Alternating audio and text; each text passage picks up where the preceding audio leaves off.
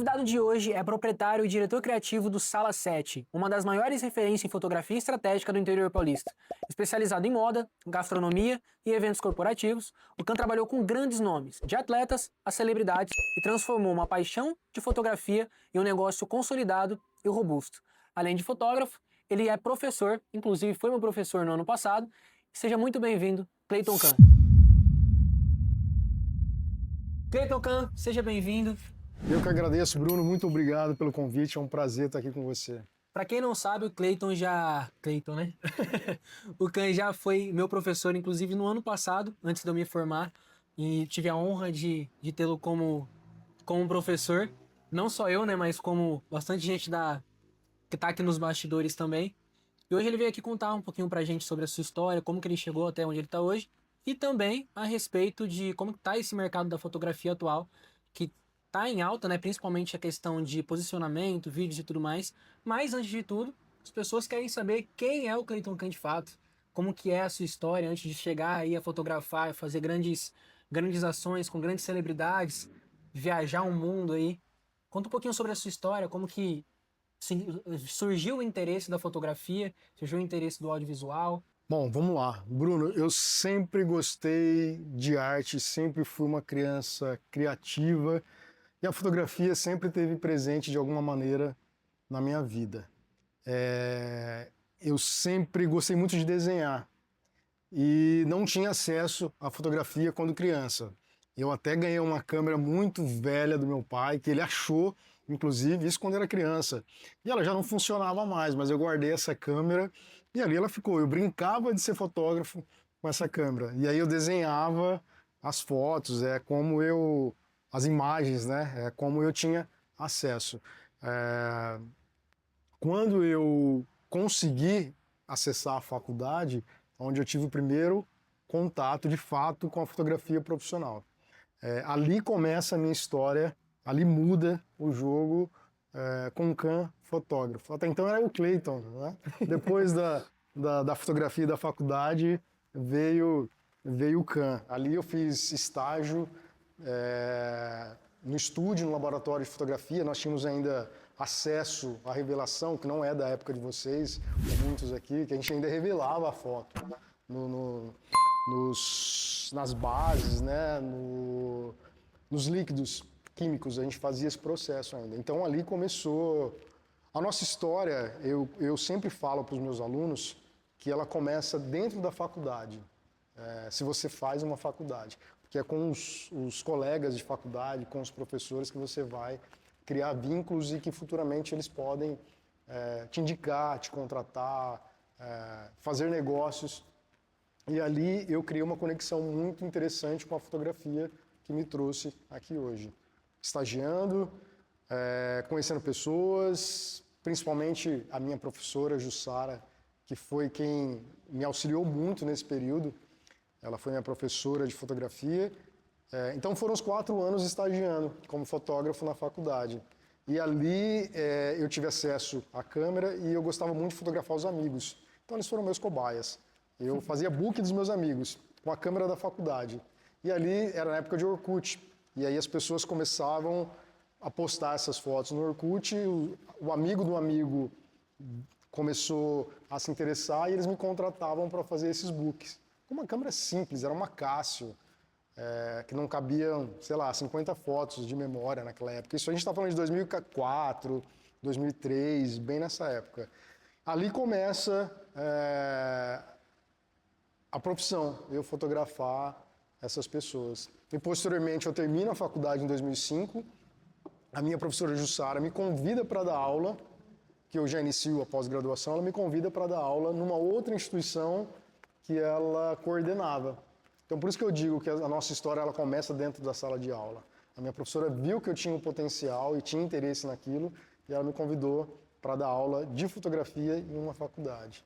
Quando surgiu a ideia de ter o seu próprio negócio, que agora que você tem um estúdio, foi logo em seguida que você saiu da faculdade também? Ou demorou um tempinho para você, acho que dá para fazer? Foi durante a faculdade, porque antes da faculdade eu sempre trabalhei em várias empresas como funcionário.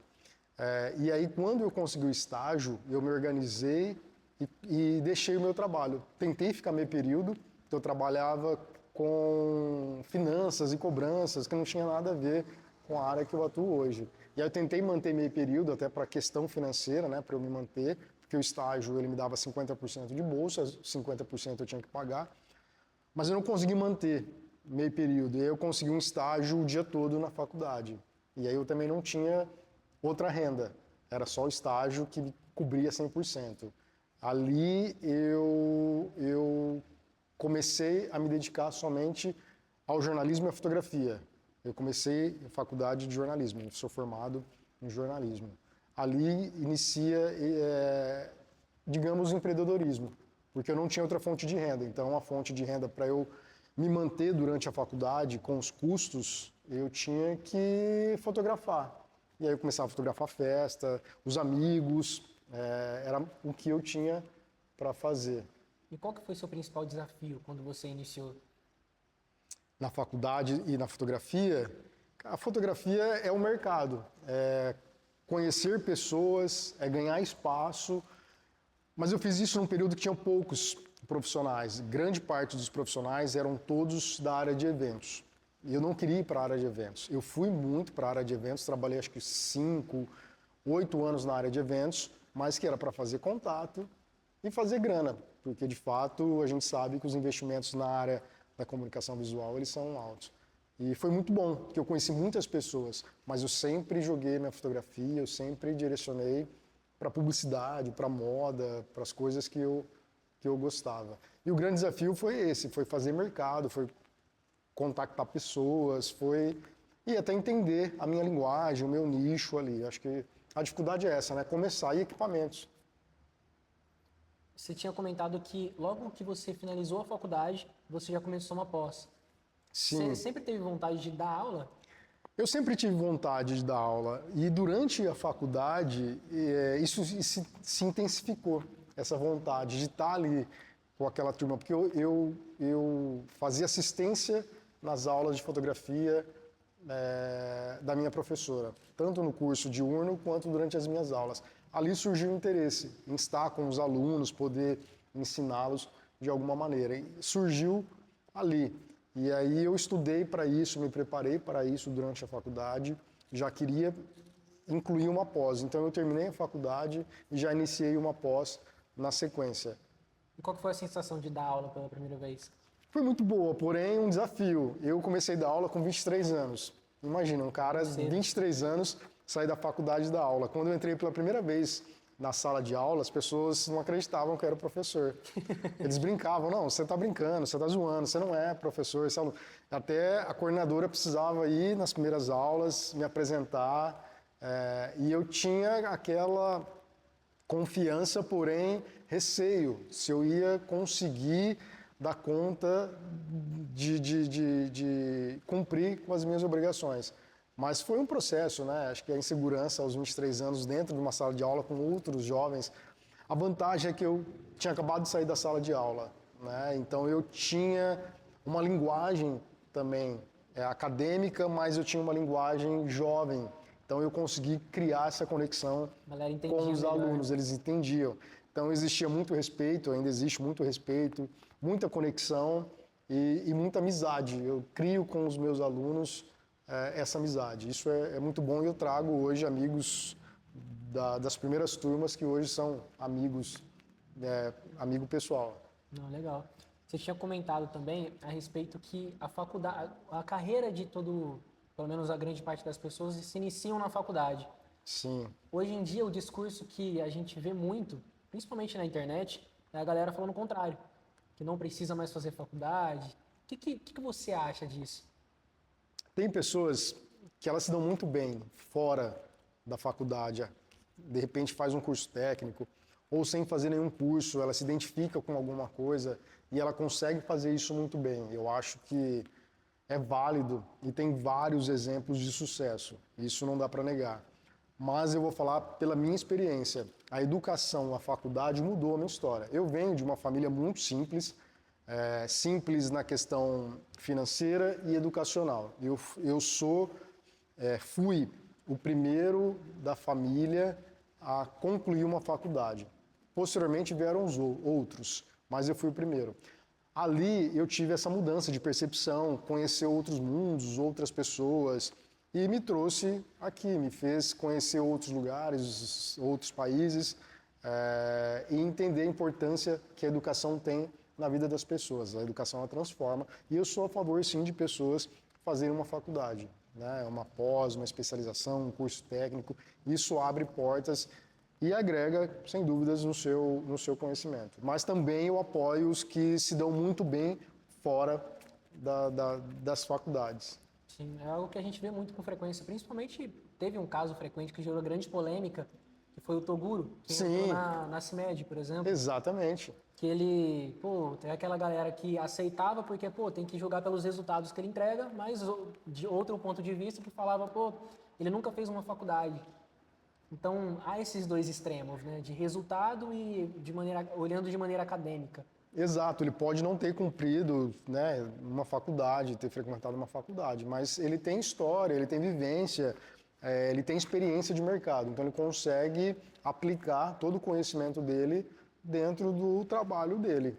Eu, como professor, obviamente eu sempre vou incentivar as pessoas a estudarem, a fazer uma faculdade, um curso técnico, mas também eu respeito e apoio e acho incrível essas pessoas que conseguem se destacar e se dar muito bem nas suas profissões sem ter frequentado uma faculdade. Mas é claro, nada vem sem esforço, sem estudo, isso é óbvio. Algo que ele sempre cita, já pegando esse gancho do Toguro, é a respeito da remodelação que ele fez dentro do digital desde quando ele começou. Que muita coisa mudou, a questão da forma de consumir o conteúdo, a forma de ganhar visibilidade ali dentro. Ele sempre conseguiu ter uma notoriedade, creio que, obviamente, que através dos estudos, mas como também de algumas estratégias que ele teve ali de comunicação. Quão importante você acredita que é essa questão de atualizar de acordo com o momento que o público exige? Porque tem muita gente que, tipo assim, não gosta de remodelar tanto, não só a pessoa, mas quanto a empresa, falando do lado do empreendedorismo agora, para um novo mercado. A gente vê muito isso com a inteligência artificial, por exemplo, que tem muita gente que ainda é contra, né? Exato. Mas, tipo assim, para ele foi importante, acredito que para a maioria das empresas também é importante ter essa remodelação em algum momento, né? Então, queria saber de você, quão importante você acredita que isso é e se você já teve que passar por alguma dessas remodelações de acordo com a visibilidade que você via dentro do mercado. É de extrema importância essa mudança, esse aperfeiçoamento, essa mudança de rota, é necessário, porque a cultura está mudando, a sociedade está mudando, as pessoas estão mudando a cada ano, a cada década, novas mudanças, novas profissões, novas tecnologias, e a tecnologia ela está vindo numa velocidade extrema e a gente precisa acompanhar. O fato de eu estar dentro de uma sala de aula com pessoas jovens me faz estar mais atualizado, estar atento a todas as novidades. Então eu me alimento também dessa turma nova que está vindo, tanto dentro da sala de aula, quanto da internet, do mundo digital. Eu acho que isso é importante, não só dentro da fotografia, que é a minha linguagem. Eu preciso consumir essa linguagem nova dessas pessoas, o que eles estão fazendo. O que eu fazia no início da minha carreira, quando eu fotografava aniversário, casamento, não é a mesma linguagem que eles fotografam hoje. Se eu fotografasse a linguagem de hoje, naquela época, 20 anos atrás, 15 anos atrás, não era permitido que essa foto com uma profundidade de campo, numa linguagem mais desfocada, em movimento, isso não era possível, né? Com muito ruído, muito granulado, sempre foi lindo, mas isso não era possível. Hoje, eu já consigo executar isso. Hoje minha área é gastronomia, publicidade, moda, eu consigo executar isso dentro da publicidade. Da moda um pouco também, eu consigo aplicar isso, sem dúvida. Na gastronomia nem tanto. Mas essa mudança, essa atualização, não é nem uma mudança, é uma atualização. É necessária, é de extrema importância a gente estar sempre atualizado. Porque o mercado muda. Eu não sou contra a IA. Todo mundo me pergunta, eu como fotógrafo, se eu sou contra a IA. De maneira alguma. Eu sou a favor da IA. Eu uso a IA como minha aliada. Mas ao mesmo tempo que tem um crescimento na cultura da IA, todo crescimento gera uma contracultura, né? Todo crescimento de uma cultura gera um crescimento também de uma contracultura. Existem as pessoas que estão brigando e não são a favores da IA, o que é um erro. Eu não vou brigar, né? É uma realidade a IA hoje, não tem como a gente voltar atrás. Eu uso muito a IA ao meu favor no meu trabalho. E a IA não é só o ChatGPT, não é só as edições das minhas fotos, eu consigo aplicar a IA no meu trabalho, na minha gestão, no meu financeiro, no meu atendimento, na própria execução, no set. Então eu sou a favor dessa atualização. Não dá para ficar um fotógrafo, né, que não é digital. Vamos pensar que a fotografia ela passou por muitas mudanças, no analógico, depois do digital, agora a gente tem mudanças também com a IA. Eu acho que essa atualização é necessária para você se manter no mercado de trabalho. Eu estou há 20 anos no mercado de trabalho e é necessário. Eu não estou falando de se atualizar a cada 5 anos, 10 anos. A gente tem que se atualizar todos os dias. A gente está buscando atualização. É necessário. Esse negócio que você falou foi legal porque, tipo assim, querendo ou não, a visão do professor tem dos alunos, né? Obviamente que você comentou, a galera jovem tem muita coisa para ensinar também, né? Exato. Acredito eu.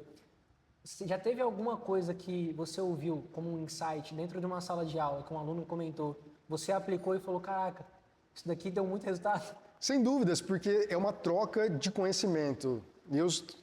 Nós, professores, dentro de uma sala de aula e fora dela, em contato com os alunos, não é somente o professor que ensina, né? A gente aprende muito também. Então, essa troca de conhecimento, é uma troca de experiência. Eu estou no mercado de trabalho, então aquilo que eu aplico dentro da sala de aula, com teoria, eu aplico também com a prática, que eu estou vivendo essa prática. Então, eu ensino, troco experiências com aquilo que eu estou vivendo. Então, é muito mais fácil eu trazer esses exemplos, eu conseguir transmitir isso com os alunos. E esses alunos, grande parte deles já estão no mercado de trabalho. Então, eles trazem coisas novas que eu aprendo muito e eu começo a aplicar aquilo, eu começo a entender, seja um autor, seja um profissional da área, um fotógrafo, um videomaker, ou algum criador de conteúdo que eu não conhecia. Então, eu me alimento disso, isso é de extrema importância. Massa. Outra coisa que a gente estava comentando sobre a IA, né? Sim. Acredito eu que principalmente na fotografia, você tinha comentado que muita gente pergunta para você se é a favor ou contra. Algo que eu tinha visto esses dias, um artigo falando sobre, é a respeito do olhar humano, que é a parte de sentimentos, onde um robô não vai conseguir transmitir isso dentro de uma imagem, dentro de uma captação. Um vídeo também que eu vi esses dias atrás era de um fotógrafo de casamentos, onde ele não fazia o pai e a filha se encontrar, eles se encontravam somente no momento, de fato, da fotografia. Então, gerando um impacto maior, acredito eu. Então, ao seu ver, o que esse olhar humano e essa parte de sentimentalismo na hora da fotografia, o sentimentalismo real, sem ser um brifado, sem ser programado ali para, faz um rosto assustado, faz um rosto assustado. Não, é o sentimento real da pessoa, faz muita diferença no resultado final? Muito, porque a fotografia ela precisa expressar sentimentos, né? Como eu disse anteriormente, sempre que existe o crescimento de uma cultura, a contracultura ela vai crescer. Então a IA, ela tem crescido muito. Porém, existem as pessoas que são contra a IA, mas não porque elas são totalmente contra a utilização da IA. Eu tenho clientes na área de gastronomia e na área de moda que eles não querem utilizar a IA para mostrar o seu produto. Por quê? Porque não é um produto real. Se tratando de um prato, de um produto, as pessoas querem realidade. O seu cliente quer uma realidade. A partir do momento que o seu cliente identifica que aquilo não é verdade, você perde credibilidade. E se você perde credibilidade, isso converte em vendas. Isso tem um impacto ruim para a sua marca, para o seu posicionamento. Então as pessoas ainda querem e buscam cada vez mais. Ao mesmo tempo que a IA está crescendo, e eu sou a favor de utilizar em vários aspectos, eu sou a favor da humanização. A questão do próprio prato ser um prato real. Então você sabe que aquela comida, que aquele alimento é real, que aquele seu produto é real. Entendo também a necessidade de um grande fluxo, você trabalhar algumas imagens que dá para ir a suprir isso para você. Porque a gente sabe e entende que é um custo menor, um tempo menor para executar, porque hoje, para você... Eu trabalho com muitas marcas, agências, e para você executar uma campanha hoje, você precisa de tempo, de produção, de verba, né? Você precisa de budget para criar tudo aquilo. Com a IA, você faz isso com uma única pessoa, muitas vezes. Então, antigamente, nós tínhamos vários profissionais, e cada profissional ele era destinado para executar aquela função, né? Tem o fotógrafo, tem a pessoa da beleza, tem a produção, tem o editor, tem o filmmaker, tem o cara do áudio. Tinha tudo isso. Hoje, muitas vezes, uma única pessoa ela consegue executar tudo isso com a IA, dentro da própria empresa. Dentre as campanhas que você fez, que você já fez, que já foram muitas, qual que foi a mais marcante para você? Cara, são Em várias. termos de emoção, assim. Eu acho que são várias, porque tem campanhas, tem outros trabalhos que são interessantes, que acabam tendo um impacto, gerando um impacto muito grande com a gente. Você citou o nome dele, do Celso Portiolli, é um exemplo marcante para a gente. Inicialmente, a gente foi convidado por uma agência para executar um trabalho com ele em São Paulo, por uma marca de fast food. A gente fez esse trabalho com ele no estúdio, uma equipe muito grande, né? Uma equipe de 20, 30 pessoas executando aquele trabalho. E é uma pressão muito grande, né? E a gente sair daqui do interior para executar um trabalho com um profissional que é ele e com uma equipe muito grande é uma responsabilidade muito grande também. Ao mesmo tempo, é muito bom que a gente vê o valor que a gente tem. É um trabalho marcante por isso. E posteriormente, ele nos convidou, algumas semanas depois, para executar um trabalho diretamente para ele. Então, a assessora dele entrou em contato com a gente para executar um trabalho com ele. Aí fomos para Alphaville, onde ele morava na época, não sei se ele mora lá ainda, na casa dele, executar esse trabalho lá. E a gente levou todo o estúdio para lá, a gente montou o estúdio dentro da casa dele. Uma simplicidade tremenda que ele foi, ajudar a gente a descarregar o carro com os equipamentos, a montar. Então, ele é uma pessoa incrível, então é muito marcante para a gente, dentre outros também, né? Acho que cada cliente, cada trabalho, ele nos marca de alguma maneira. E fora do país? Fora do país a gente fez bastante coisa, tanto trabalhos publicitários na área de moda, como trabalhos corporativos. Um deles foi com o Neymar. A gente foi convidado para executar esse trabalho com ele em Paris, né? Então, pensar que profissionais de Araçatuba, convidados para executar um trabalho na França com o Neymar, é muito relevante para a gente. É muito importante e uma responsabilidade muito grande. Foi muito bom fazer esse trabalho. Foi muito ousado para a gente fazer. Gerou expectativa na gente, gerou confiança posteriormente, né? E foi muito bom. Eu só me dei conta de que eu estava ali com o Neymar, fotografando ele quando eu cheguei no hotel 1h da manhã. Né? Foi um dia muito corrido, muito cansativo, mas eu me dei conta quando eu cheguei. Foi incrível. Cara, e o que passa na sua cabeça quando você pensa em toda essa trajetória que você contou pra gente?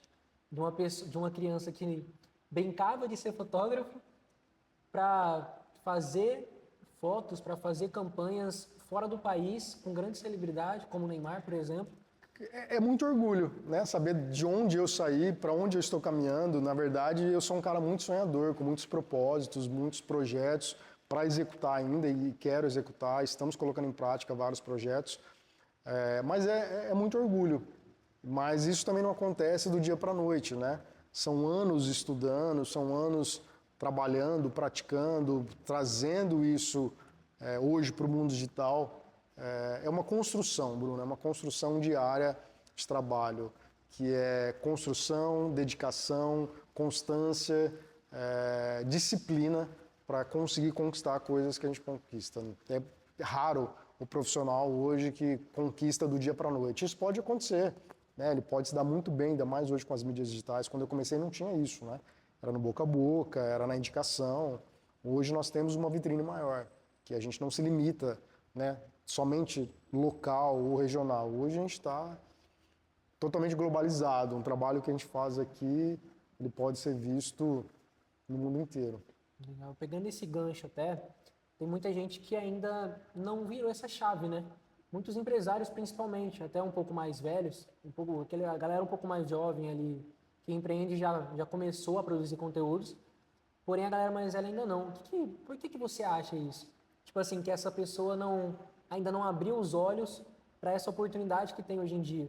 Já vem de algum tempo, na verdade, né? A questão digital, mas que ainda assim é um fator crucial ali para estar presente hoje dentro do mercado. Quem não está no digital hoje está perdendo vendas, sem dúvidas. Mas eu acredito que esses profissionais que não estão na internet, existe uma limitação mesmo. Talvez medo, receio, ou o negócio dele está confortável, ele está gerando, ele está vendendo, talvez não tanto da maneira que ele vendia, porque o mercado muda, a concorrência diária, mas ele se sente confortável, ou até receio, medo de entrar no digital, porque as pessoas ainda têm medo, ou têm vergonha de estar no digital. Você não precisa, de repente, se colocar a sua cara, mas você precisa ter um e-commerce, você precisa vender no digital, não dá para ficar somente no físico hoje. E a gente consegue praticamente todos os produtos, todos os serviços, a gente conseguir vender no digital. Hoje não tem como estar fora do digital, é impossível.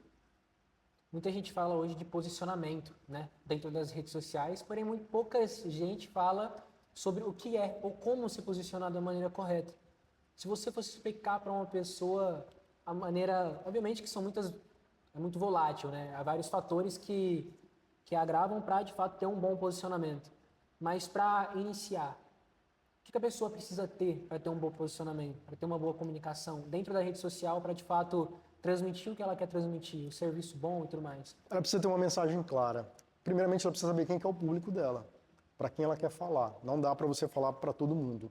Então, você saber para quem você vende, para quem você quer falar e, posteriormente, trazer essa comunicação de uma maneira muito clara. Seja ela uma comunicação visual e todo o restante. É o mínimo. E você precisa iniciar com aquilo que você tem, da maneira que você tem, com ou sem vergonha, né? Você precisa colocar a sua comunicação no digital. Ainda a respeito do digital, hoje em dia, ainda assim falando da questão do posicionamento, tem aquele dilema da internet hoje, né? Parecer bom é melhor do que ser de fato bom, estando dentro do digital? Olha, você parecer bom e não ser bom faz com que você venda. E isso é muito interessante. Isso é bom, porque você pode melhorar o seu trabalho ao longo do tempo. Você pode melhorar o seu produto, você pode melhorar o seu serviço. Porque tem muitas pessoas boas, de verdade, que não estão vendendo, que não estão no digital. Então, se você for avaliar, em questão de venda, de posicionamento, é melhor você se posicionar muito bem, vender muito bem, mesmo que seu produto não seja bom. Porque do que adianta você ter um produto muito bom, ter um serviço muito bom, se você não está bem posicionado e não está vendendo? Então eu acredito nisso, você precisa estar bem posicionado e, obviamente, ter um produto bom, porque se não for bom, não vai gerar lead, não vai gerar conversão de vendas futuras, né? Vai ser aquela e nunca mais. É uma tríade, né? Posicionamento, que você precisa ter um bom posicionamento, você precisa ter um bom produto e você precisa ter um bom atendimento. Porque não adianta você ter um bom e os outros mais ou menos, ou não bom, porque você em algum momento ali vai esbarrar. Não adianta eu ter um produto bom se quando chega um lead eu não tenho um atendimento, né, que vai converter em vendas, e não adianta eu ter um posicionamento ruim, que seja uma comunicação de imagem ruim. Eu preciso ter os três muito bons, senão esbarra em alguma coisa. Dentre as campanhas que você já fez, ainda voltada ainda para o digital, obviamente que são vários setores, né? Igual você tinha comentado. Teve alguma em específico que te marcou em termos de resultado? Falou, caraca, esse resultado foi melhor do que a gente esperava. Tem muitas que a gente não espera um resultado muito bom, mas na conversão, o resultado sim, final, ele é muito bom e a equipe inteira, todo mundo, cliente gosta muito e ele tem uma conversão muito boa e às vezes tem um trabalho que não foi tão satisfatório no resultado final, mas que ele converte muito. Eu acho que todo trabalho, se ele está no digital, ele converte alguma coisa. Vocês podem, toda a área, todo profissional, com todo produto ou prestação de serviço, ele postou alguma coisa, sem dúvida, alguém vai perguntar para ele sobre aquele produto, sobre aquele serviço, vai pedir um orçamento, vai gerar lead. Então, todo dia que você posta, algum retorno você vai ter. E a gente sempre tem, que a gente faz muita collab com as marcas, então isso gera conexão. Uma outra marca viu que aquele cliente faz e eles querem fazer, seja no posicionamento de imagem, seja na gastronomia, essas pessoas querem. Eu deixo muito alinhado quando chega um novo cliente no resultado que ele quer, porque muitas vezes ele viu um trabalho muito bom nosso e ele quer algo parecido. Eu preciso alinhar com ele o resultado final. Porque muitas vezes ele não quer fazer o mesmo investimento, ele não quer fazer a mesma produção e eu não consigo entregar para ele o mesmo resultado, é óbvio, né? O fotógrafo ele não faz o trabalho sozinho, é uma equipe inteira. Então eu alinho isso com ele, para que não gere, porque ele viu que o outro ficou muito bom e ele quer aquilo, é uma conversão, então eu preciso alinhar isso com ele, obviamente. Para fazer as campanhas e para ter ideias, tem que ter boas referências. Boas referências. Desde quando você fazia faculdade, você tinha uma referência que você olhava e falava, cara, quero fotografar igual esse cara? Muitas, que é a época da revista impressa ainda. Até hoje eu compro revista impressa. Eu gosto muito de ter no nosso estúdio, onde os modelos, os profissionais estão lá, eles estão folheando. Eu mesmo lendo e vendo as fotos impressas ainda tem um outro significado. Então eu consumia muito essas referências em revistas. Então eu comprava revistas de moda, revistas voltadas para gastronomia, revistas voltadas para fotografia, que trazia esse mundo da fotografia. Então, até hoje, eu tenho coleções de revistas que eu guardo. Tem vários fotógrafos que eu, nessa época, gostava, ainda continuo gostando do trabalho que eles executaram, que é Mário Testino, Patrick Demachelier, Eduardo Rezende, tem vários. Depois vem outros mais jovens que acabam se destacando e que eu gosto muito, né? Vários brasileiros também que se destacaram internacionalmente e que eu gosto muito desses profissionais. Não só o fato de profissionais da área de fotografia, quanto de fora também. Acredito eu que dá pra gente pegar algumas referências. Principalmente estando presente em determinados lugares. Você é uma pessoa que viaja muito. Gosto muito de viajar. O quanto essas viagens ajudam você nessa parte de criatividade para quando você volta ao trabalho você consiga desenvolver melhor? Demais. Uma porque a gente consegue tirar a nossa cabeça do dia a dia, né? Do estresse, da correria do dia a dia. E aí quando a gente está fora, seja em uma outra cidade, outro país, eu acabo me alimentando dessa cultura. Eu sou um cara muito curioso. Então toda vez que eu vou para um país diferente, eu estudo muito sobre a cultura daquele lugar, sobre a gastronomia, sobre a crença, a religião daquele lugar, sobre tudo. E lá eu acabo vivendo tudo isso e descobrindo, obviamente, muito mais coisas nesses lugares. Então eu me alimento disso, da arquitetura, da moda. Inclusive, eu fui estudar fotografia de moda fora. Eu fui para Milão estudar fotografia de moda em 2011, porque eu estava um pouco estagnado. Eu estava cansado do que eu estava fazendo aqui e precisava viajar, que é uma coisa que eu gosto muito. Eu precisava conhecer pessoas, conhecer lugares e aprender um pouco daquilo que eu queria me aprofundar, que era a fotografia de moda. Então, eu passei 6 meses estudando em Milão. Nessa época, eu já dava aula, já fotografava, já estava estabilizado fotografando, mas eu precisava pausar. Então, eu consegui um acordo com a faculdade, né? Tirei licença durante 6 meses, pausei o meu trabalho durante 6 meses, mas me alimentando ainda os clientes daqui. Eu não podia abandonar, porque eu podia ficar, como eu podia voltar em menos tempo ou permanecer mais tempo. Então, eu montei um blog nessa época. Então, tudo que eu estava fazendo lá, eu colocava e postava no Facebook, nesse blog, sobre gastronomia, sobre as viagens, sobre os cursos, sobre moda. Então, eu fui alimentando, com os clientes. Daqui a pouco eu estou aí, para eles não me esquecerem, para eles não contratarem, né? Não migrarem para outros profissionais, enfim. Então, eu fui buscar em Milão, estudar em Milão, que é referência na moda, capital da moda, aquilo que eu queria aprender, a fotografia. E foi uma experiência incrível. A partir dali, me abriu o mundo, me abriu os olhos com pessoas diferentes do mundo inteiro, que eu tive contato durante esses cursos, a prática da fotografia, a experiência de viajar sozinho, estar em outros países, né? A partir dali eu fui para Milão, mas eu fui visitar outros países ali em volta, nos dias que eu não tinha aula, com os amigos que eu fiz. Então, a partir dali se inicia um mundo diferente. Então, a partir dali, eu não parei de viajar. E eu estou sempre buscando essas referências, seja a trabalho, a lazer, ou executando alguns projetos, que eu tenho projetos que a gente acaba viajando outros países. Então, eu me alimento muito. Eu acho que é de extrema importância. Todo mundo precisa sair da sua cidade, sair do seu país, para ter essas referências. Tem muitos congressos, né? Congressos online, mas tem congressos em outras cidades que vale a pena você estar em contato, fazer esses network com outros profissionais, é de extrema importância. Se for fora do país, melhor ainda, que você acaba vendo uma realidade diferente da sua. Então isso eu não abro mão. E dentre essas viagens, qual foi a que mais te marcou? Essa que eu fui, né, com a equipe para Paris, foi muito boa, ela me marcou bastante pelas experiências que nós tivemos, foi muito boa. Para a Inglaterra, foi uma viagem incrível que eu fiz. Para o Peru, junto com o Duda, né, que é meu sócio, meu amigo, a gente tem um projeto que a gente percorre fotografando cemitérios pelo mundo, o Escaping from Life. A gente fez um mochilão pela América do Sul, então a gente passou em alguns países.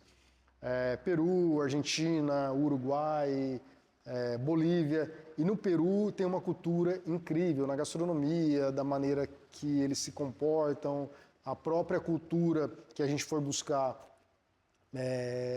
da morte, como eles cultuam a morte, cultuaram a morte no período que nós fomos buscar, foi incrível. Ao México foi uma viagem marcante para a gente, que a gente também foi com esse projeto. O México cultua a morte de uma maneira muito interessante. Fotografando o cemitério. Fotografando pelo... Da onde saiu essa ideia? Cara, essa ideia surgiu justamente quando eu estava estudando em Milão, que a gente alugou um carro e eu fui visitar alguns países. Voltando de Londres, a gente se perdeu numa cidadezinha de Londres. E aquela cidadezinha de filme, que era inverno, quase 5 horas da tarde, já estava escuro, corvo, aquela igrejinha do século 17, 16, onde tinha pouquíssimas casas e era uma coisa muito sombria. E eu sempre tive medo de cemitério. Apesar de quando criança eu dizia para os meus pais que quando eu crescesse eu ia ser coveiro. Eu não sei porquê. Eu acho que isso já foi um presságio. Eu falava que eu queria ser coveiro ou feirante.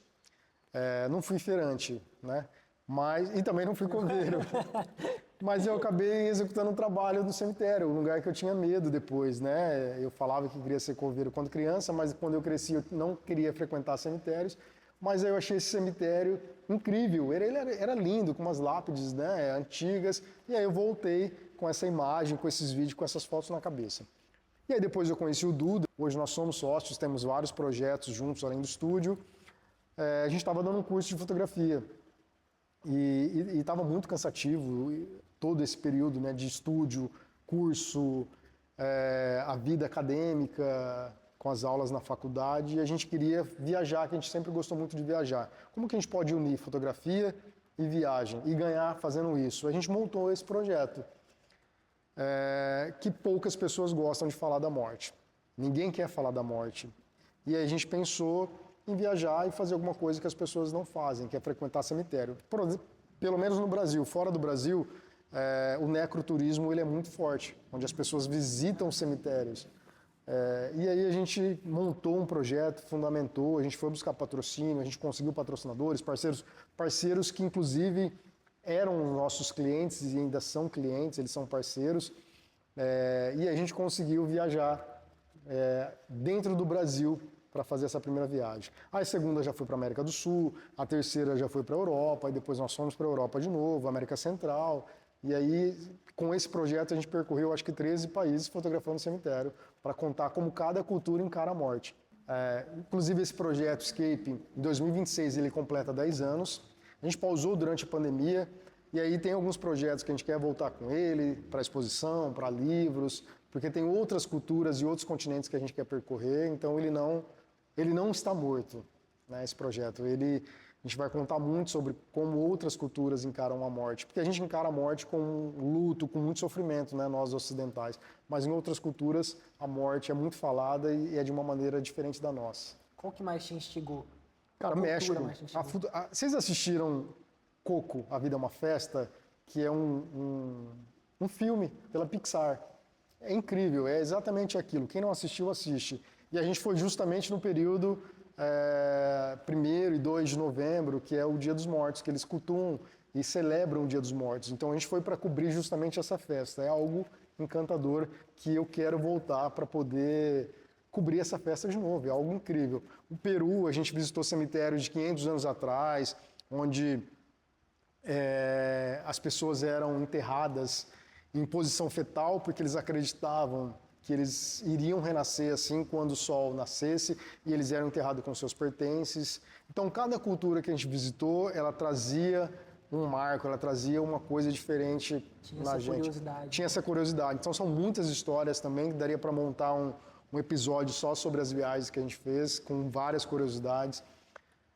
França tem vários cemitérios incríveis, Itália, Inglaterra, México, o próprio Brasil, a gente visitou vários estados, várias cidades aqui no Brasil que são incríveis também. Cara, dentro desse período de empreendedorismo, quais foram os momentos mais difíceis? Tem algum momento dentro desses 20 anos, tirando o início, né, que todo início a gente sabe que é muito complicado, mas que você enfrentou um grande desafio, que você falou, pô, acho que eu não vou conseguir, conseguiu?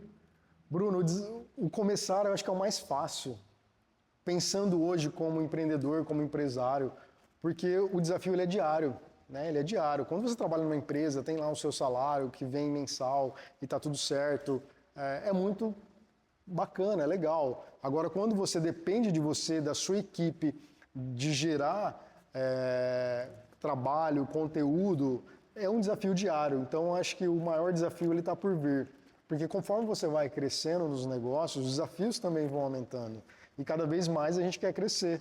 A gente quer fazer investimentos em equipe, em equipamentos, fazer investimentos em nós, né? Eu gosto muito de participar de workshops, de palestras, de congresso, de viajar. Tudo isso é investimento, de comprar cursos, de comprar livros, de investir em mim, seja na questão intelectual, física, isso faz parte do nosso trabalho. Então, acho que o desafio ele é diário e o desafio maior é no próximo passo que a gente vai dar. Hoje, dentro do mercado, principalmente de fotografia, tem bastante gente que ainda tem um pouco de receio de entrar nele, não só por conta da concorrência, que hoje é muito maior, né? Sim. Dentro da época que você começou, quanto nessa questão desses termos de inteligência artificial e tudo mais, que ainda tem esse estigma, né? Hoje em dia, principalmente da galera mais jovem. Qual o recado que você daria, qual conselho talvez que você daria para esse público mais jovem que às vezes tem interesse de entrar dentro desse mercado? Começa, eu acho que é começar, de onde você está, com o que você tem, é iniciar, seja com o que você tem na sua casa, no qualquer ambiente, é começar a executar, a partir daí as coisas começam a acontecer, porque não adianta você ter sonhos se você não coloca os seus projetos em prática. Se você esperar o melhor momento para você colocar em prática, esse melhor momento ele pode não acontecer, né? Porque muitas vezes é melhor equipamento, se tratando da área da fotografia, de vídeo, o melhor espaço para você estabelecer, instalar o seu ambiente de trabalho, é começar. Porque a partir do momento que você começa, as coisas passam a acontecer, né? O universo ele vai a seu favor, é iniciar. E ter uma rotina, ter disciplina, é fundamental a disciplina para aquilo que você quer, e as coisas elas não acontecem do dia para a noite, né? É uma constância, é estudo, é prática todos os dias. Cara, você tinha comentado de projetos. Quais são os projetos que Clayton Khan está prevendo para o futuro agora? Tem muitos projetos. O Escaping from Life, por exemplo, é um projeto que eu e Duda, a gente já vem conversando, a gente vem estruturando, reformulando esse projeto. Então, são algumas reuniões que a gente faz, alguns cafés, algumas ideias que a gente troca e como a gente quer formatar esse projeto, a partir de quando e o que a gente quer com ele. Então, o Escape é um projeto que ele está voltando futuramente. Tem alguns projetos dentro do próprio estúdio. A gente sempre foi muito voltado para a área de publicidade e moda. Esse ano de 2026 a gente abriu um espaço para fotografia de gastronomia. A gente sempre fez, eu sempre gostei muito, mas a demanda para fotografia de gastronomia ela cresceu muito. Então a gente montou um departamento de sala 7 gastronomia. Então é um espaço voltado só para gastronomia, que é muito bacana, que está dando muito certo e a gente gosta muito de fazer isso. É um dos projetos desse ano. Tem outros projetos relacionados a viagens que a gente vai executar, voltado para a fotografia. Tem workshops que a gente já executa, com cursos, inclusive nas próximas semanas a gente vai abrir algumas turmas também de curso, de workshop, fiquem ligados na Sala 7 ou no meu próprio Instagram. A gente tem mentoria e consultoria para as empresas ou para profissionais, porque muitas empresas hoje elas querem estabelecer um estúdio fotográfico dentro da sua empresa para facilitar o fluxo. Ela pode contratar a gente para fazer algo mensal, uma campanha, mas ela tem uma demanda muito grande ali dentro da empresa dela que compensa, ela tem um profissional lá dentro. E ela pode contratar os nossos serviços para consultoria e mentoria para estabelecer, para montar esse estúdio dentro da empresa, para dar consultoria para esses profissionais. Então a gente faz muito isso, a gente vem fazendo muito isso. Então a gente tem os nossos clientes que a gente fotografa com as campanhas, mas a gente também tem um espaço e o tempo que a gente reserva para mentoria, para consultoria, para os nossos workshops. Então a gente conseguiu conciliar isso, reduzir a quantidade de clientes que a gente fotografa justamente para poder focar nesses outros projetos. Legal. Falando um pouquinho a respeito de moda e grandes personalidades, tem algum sonho que você tem, pô, queria fotografar esse artista em específico? Com certeza, não só sonho, mas como projeto, e a gente vem trabalhando nisso, né? Como que a gente vem trabalhando nisso? Mostrando o nosso trabalho diário, seja nas redes sociais, construindo uma carreira sólida dentro da fotografia, dentro do nosso trabalho. São vários profissionais, né? O sonho de grandes fotógrafos e o meu é ter uma foto estampada numa revista impressa ainda, de uma grande revista, Elle, Vogue e outras revistas, eu acho que ainda... E trabalhar com grandes marcas, né? Quando eu iniciei a fotografia, o meu sonho era ter uma foto minha num outdoor, seja em Araçatuba, em outro qualquer lugar. Isso já foi possível, né? Várias vezes, em várias cidades, em campanhas grandes, né? Então isso foi um sonho que eu tinha e foi possível. E qual personalidade que você tem vontade, esse desejo? Cara, que eu vou zerar a minha vida, do fundo do meu coração, Lewis Hamilton. Se eu fotografar o Lewis Hamilton, eu zero qualquer coisa. Claro, tem outros profissionais, né? A Gisele Bündchen, que é da área da moda, tantas outras profissionais brasileiras que eu gosto muito, Isabelle Fontana, Isabel Goulart, enfim, tem várias personalidades. Mas Lewis Hamilton, eu acho que zeraria a minha profissão, a minha carreira. Cara, acredito que trabalhar com grandes personalidades tem seus prós e tem seus contras também, né? Com certeza. Você, não só grandes personalidades, mas como algumas pessoas também. Já teve alguns casos de você pegar aquela pessoa difícil de lidar? Com certeza, isso diariamente.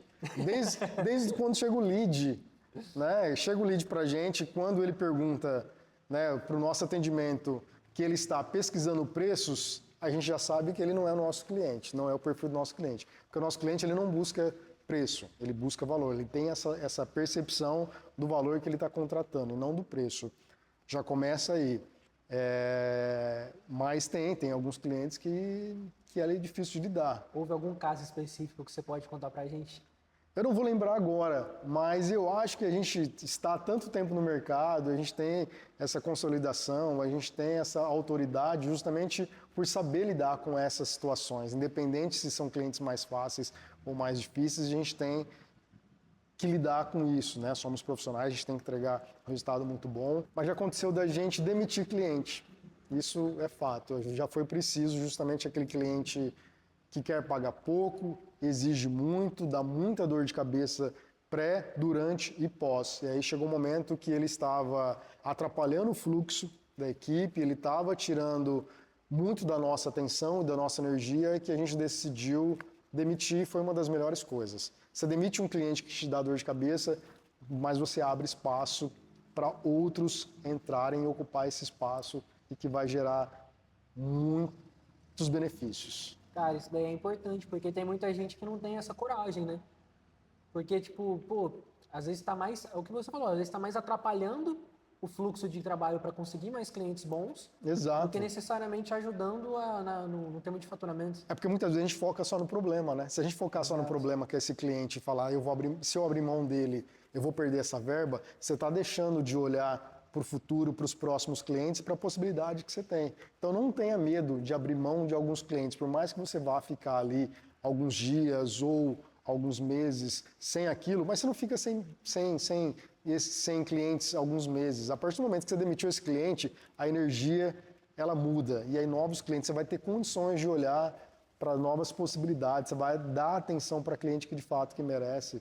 A gente não fica sem cliente, a gente demite ou um cliente sai por algum motivo que ele quer tentar uma experiência com outro profissional, isso é válido. A gente, obviamente, a gente não quer perder esse cliente, a gente fica chateado, mas no mesmo dia ou na mesma semana, novos clientes surgem, novas propostas, trabalhos maiores, isso é fato. Não tenha medo de abrir mão de problemas simplesmente por questões financeiras. Isso é um dos desafios que nós profissionais temos diariamente. Você havia perguntado. A gente tem desafios diariamente e somos obrigados a tomar decisões difíceis diariamente, de abrir mão de um cliente, de não aceitar uma determinada proposta que vai tomar um determinado tempo, ou outras decisões, contratações, demissões, enfim, são coisas que o empresário, o empreendedor, ele precisa fazer. Cara, Cleito, muito obrigado pelo papo. Eu que agradeço. Muito obrigado pelo convite. Foi um prazer estar aqui com vocês, dividir um pouco aí do meu conhecimento, da minha vivência. Fala pra galera suas redes sociais, para quem quiser te acompanhar. Bom, quem quiser me seguir tem o Sala 7 Fotografia, estamos lá. E Cleiton Kahn é o meu Instagram. Tamo junto, Kahn. Muito obrigado. Abraço, eu que agradeço, Bruno. É um prazer estar aqui com você.